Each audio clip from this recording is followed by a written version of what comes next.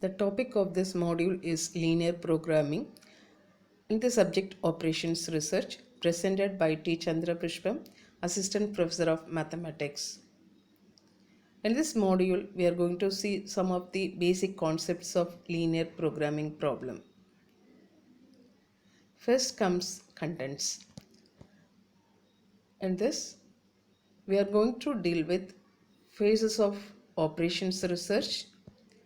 Second one, requirements for linear programming problem. Third, we are going to discuss some basic components of the model. Fourth one, some important insights of LPP. Fifth one, formulation of linear programming problem. Sixth one, some important definitions. And finally, the summary. First, let us see what are the different phases of operations research. There are 5 different phases. They are formulation of the problem. Second phase is model construction. Third phase is solution of the model. And fourth one is model validity. And the fifth phase is implementation of the solution. Next, let us see the different phases of operations research, that is the description of phases of OR. First one is formulation of the problem. It has 3 components.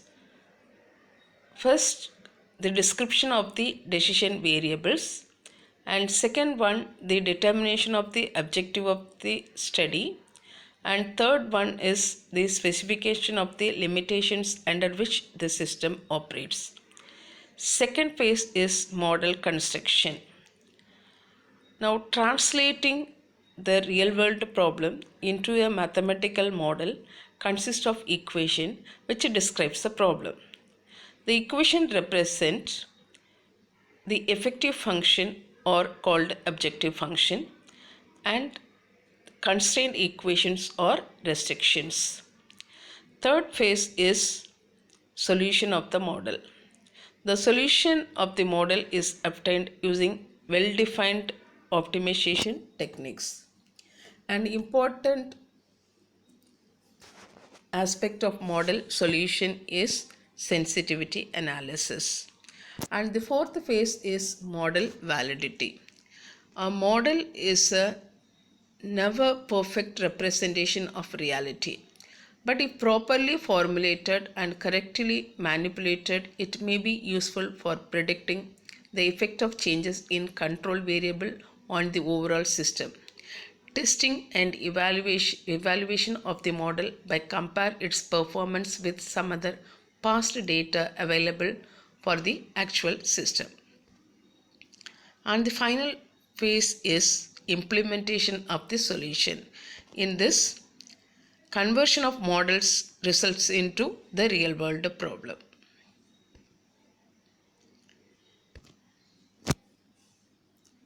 Next one, requirements for linear programming problem.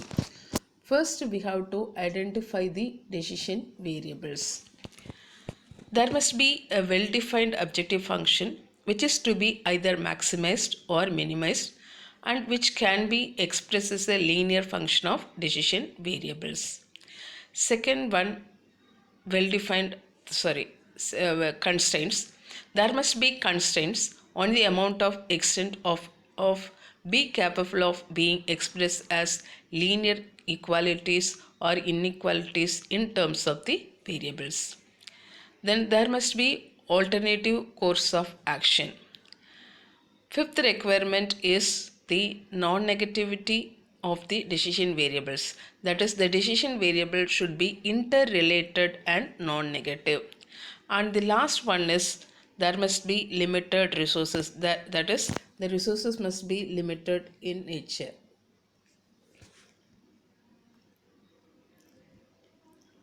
Next one is the basic components of the model. There are 3 different components. First one is decision variables, second one objective function, and third one is the constraint equations. Decision variables, it is the unknown to be determined from the solution of the model, and it is one of the specific decisions made by the decision maker. And the second component is the objective function, and it is the end result or the goal desired to be achieved by the system. A common objective is to maximize the profit or minimize the cost. It is expressed as a mathematical function of the system decision variables. And the third component is constraints. These are limitations imposed on the variables to satisfy the restriction of the model system.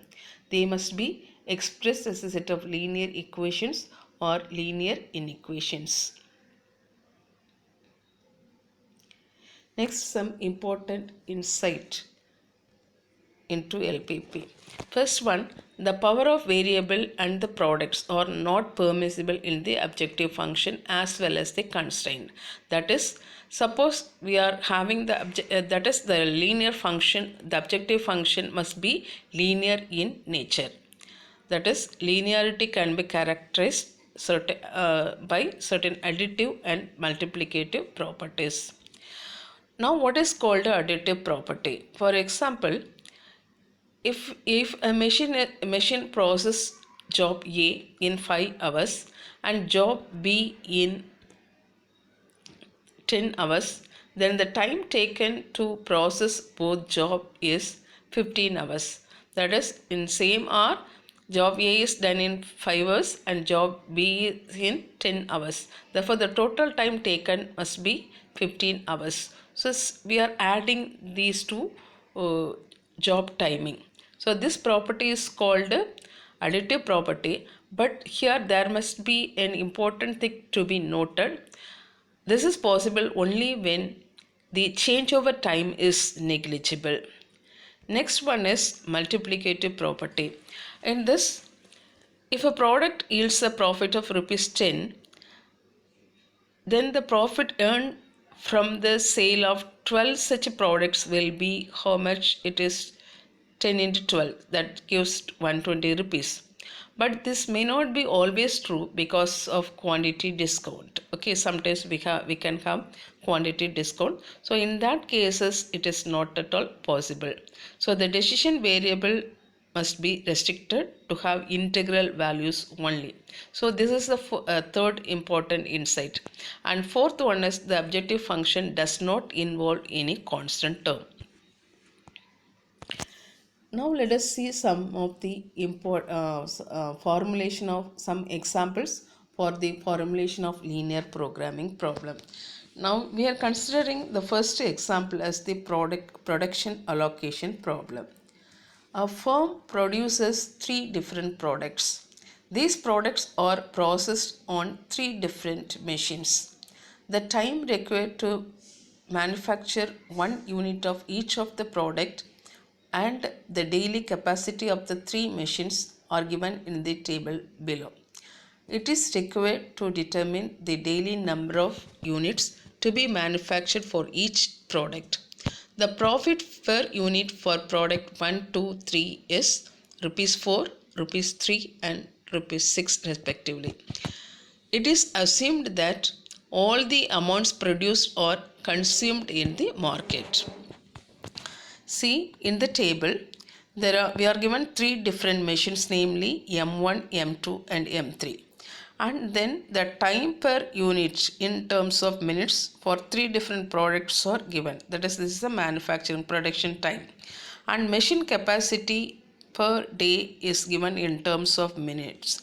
That is, machine 1 is available only for 440 minutes in a day. And machine 2 is available for 470 minutes per day, and machine 3 is available for only 430 minutes per day. So this is the given problem. Using this table, we are going to formulate a linear programming problem.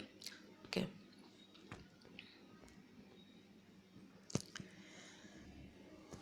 Now our step 1 is we have to identify the decision variable.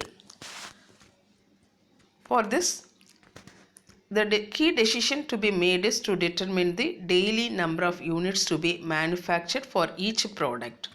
So first we have to identify the decision variables. This is our step 1.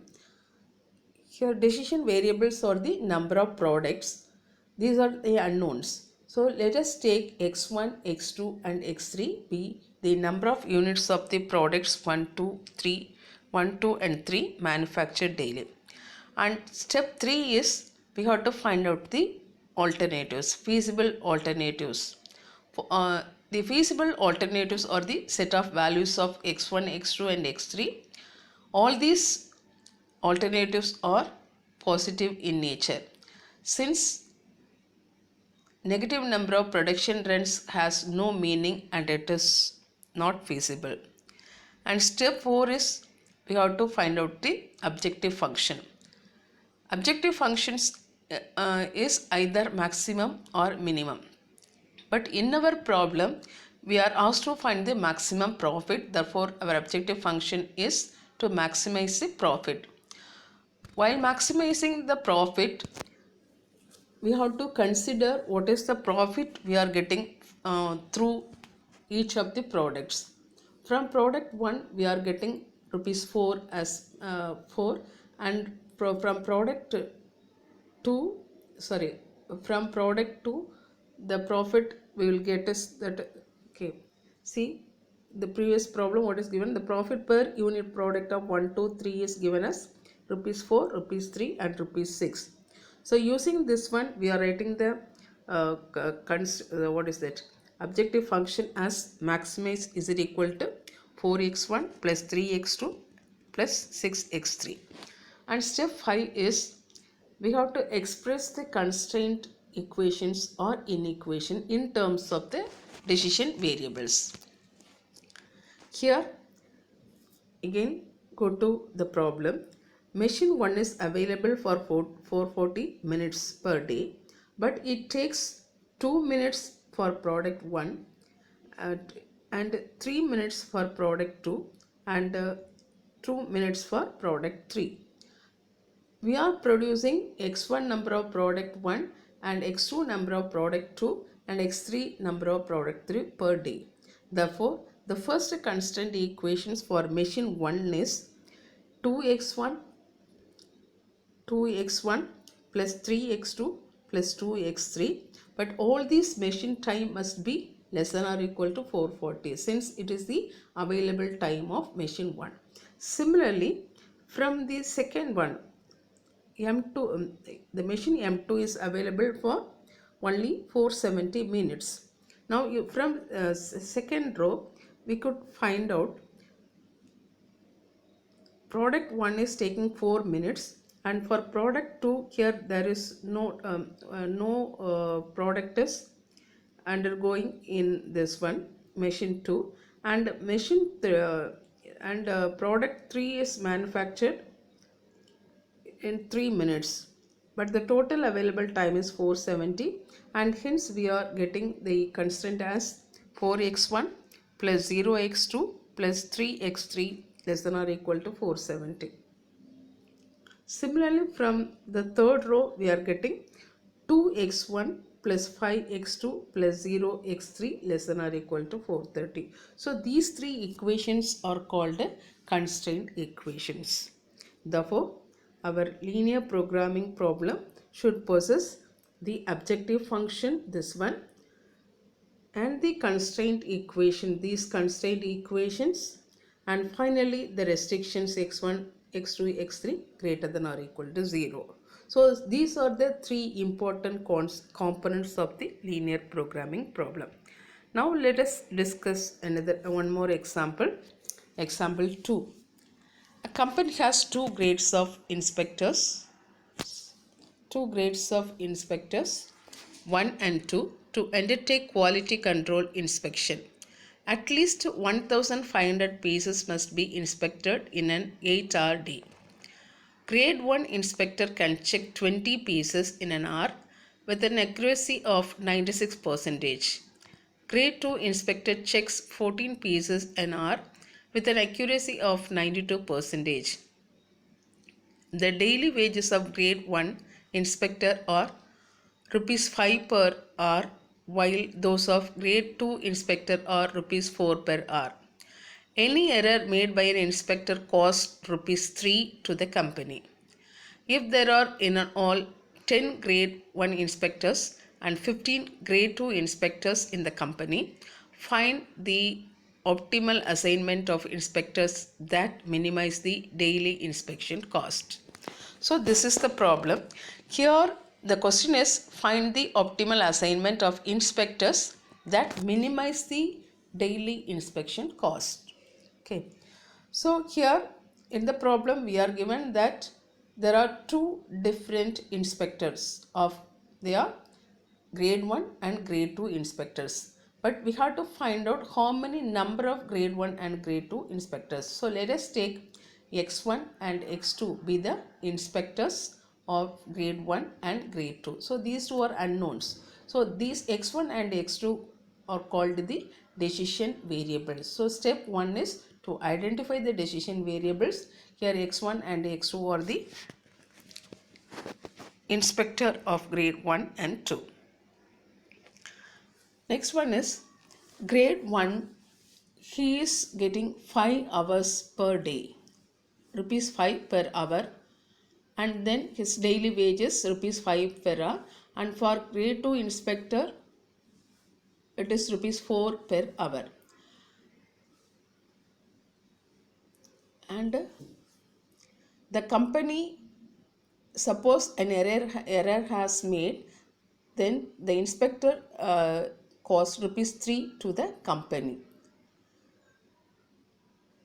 On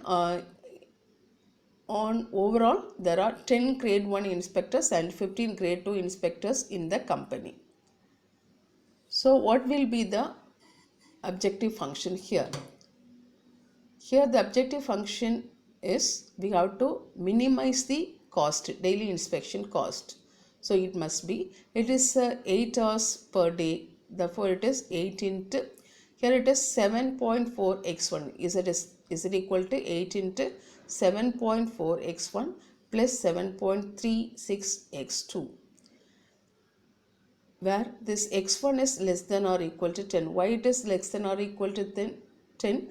There must be only 10 grade 1 inspectors, and x2 is less than or equal to 15 since there are 15 grade 2 inspectors in the company.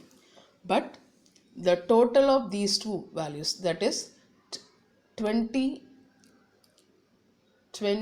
into this 8x1 plus 14 into 8x2 must be greater than or equal to 1100. Why it is 1100? Here the inspection done, the overall the total number of inspection is at least 1500 pieces in an 8-hour day. Therefore it is at least 1500, therefore it must be greater than or equal to 1500.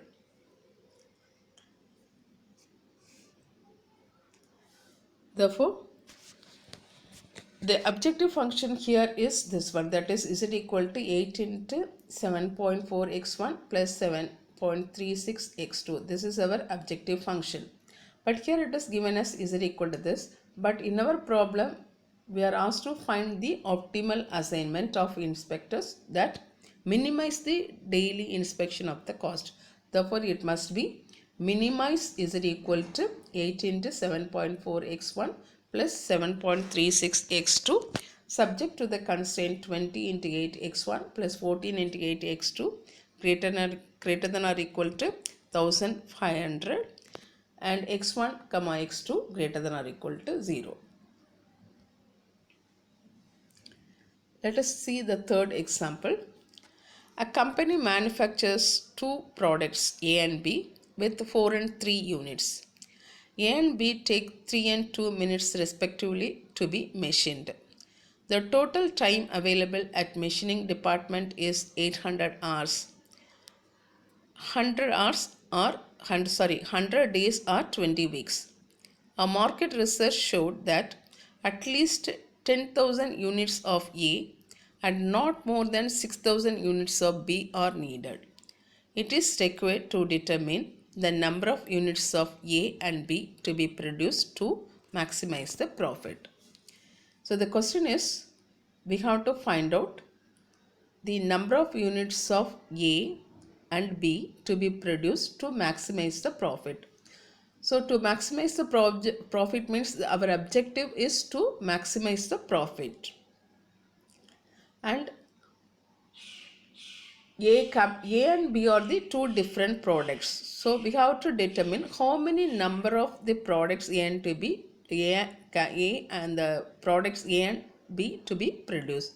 So first we have to identify the decision variables.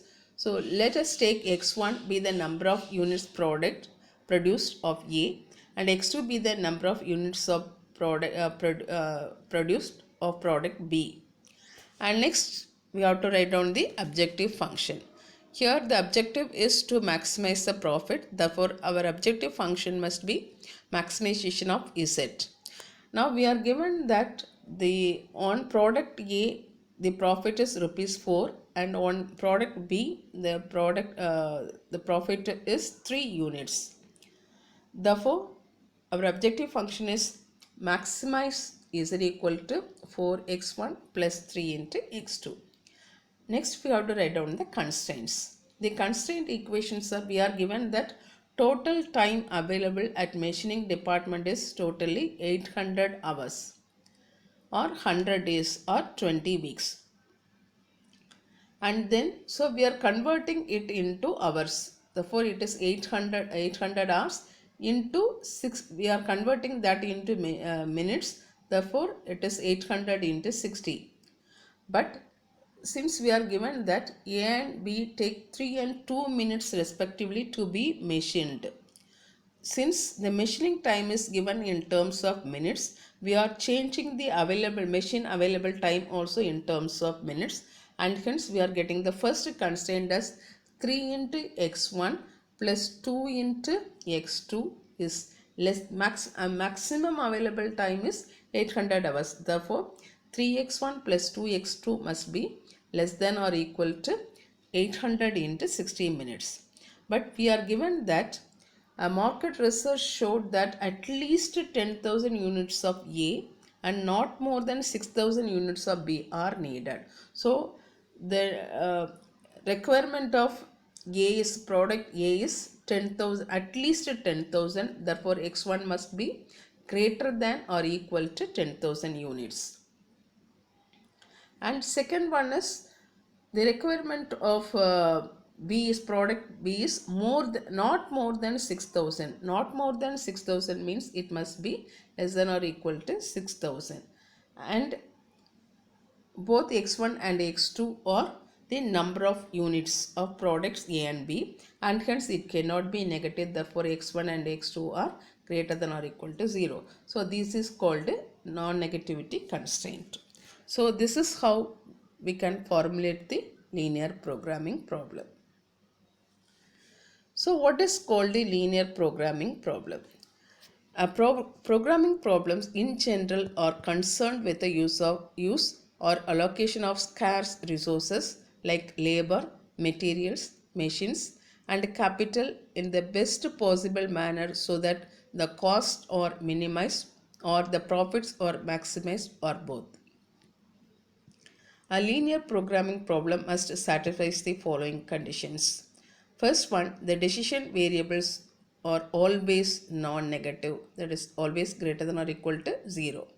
And second one is the criterion for selecting the best values of the decision variables can be described by a linear function of these variables, that is a mathematical function involving only the first powers of the variables with no cross products.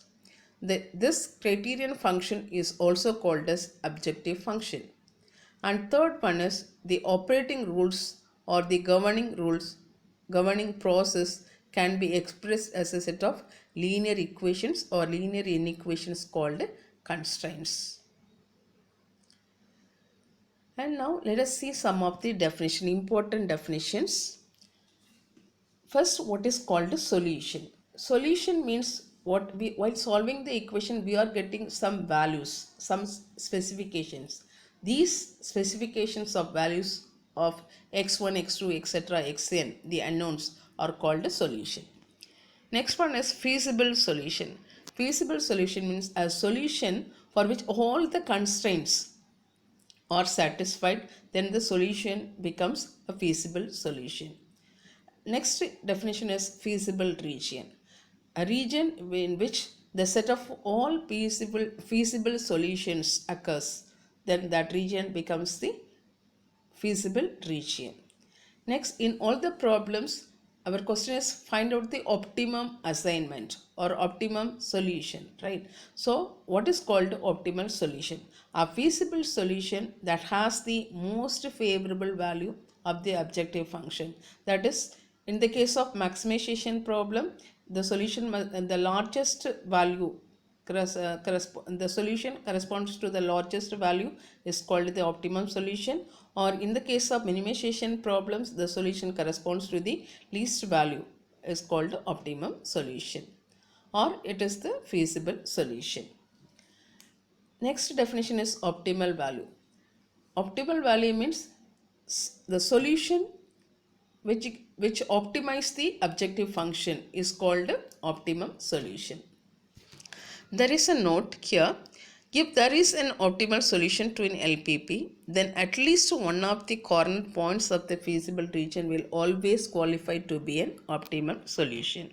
So to get the corner points, the region must be a bounded region.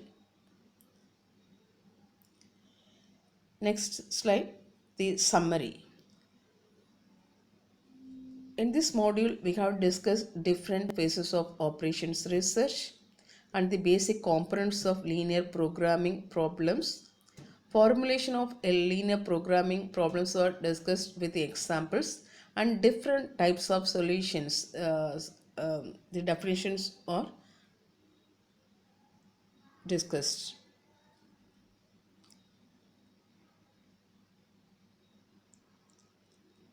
Thank you.